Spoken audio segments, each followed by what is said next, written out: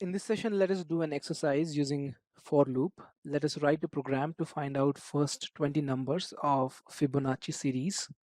Fibonacci series is the series with first two digits as 0 and 1, and next number is the addition of previous two numbers. So 0, 1, 1, 2, 3. Every next number is going to be the addition of previous two numbers. Let us take two integers. Int num1 is equal to 0, int num2 is equal to 1, because those are the two basic numbers. Let us also print them in the console, num1 and num2. And to find the next numbers, let us create a for loop.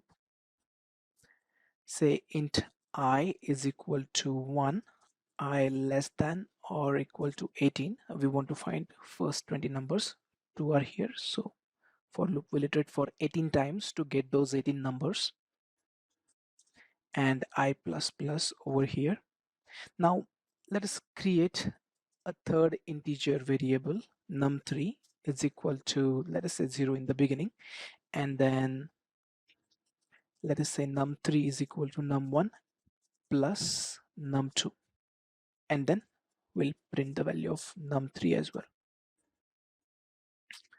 Now num3 will be the addition of num1 and num2, and then it will give us the next number, that is 1 in this case for the first iteration. Now before we go towards the next iteration to get the next value of the Fibonacci series, we need to make sure we are shifting the values.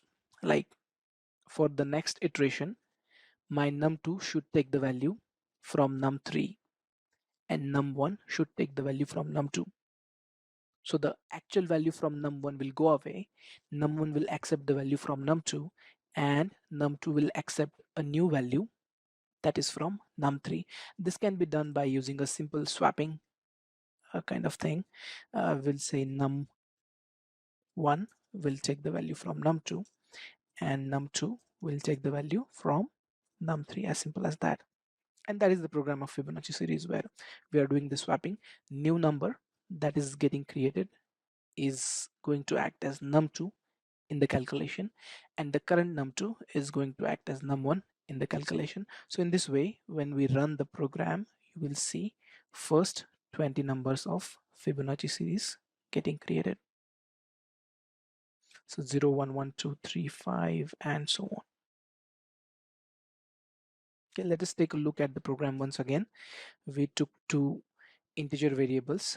Those are the beginning numbers 0 and 1, and then we took a third integer variable, that is num3, and inside the for loop we are iterating it for 18 times, and we are adding num1 and num2 to get num3, printing the value of num3, and before we print the value of num3 in the next iteration of the loop, we are making sure num3 is now acting as num2 and num2 is now acting at num1, so that num1 plus num2 will give me a new num3. As simple as that.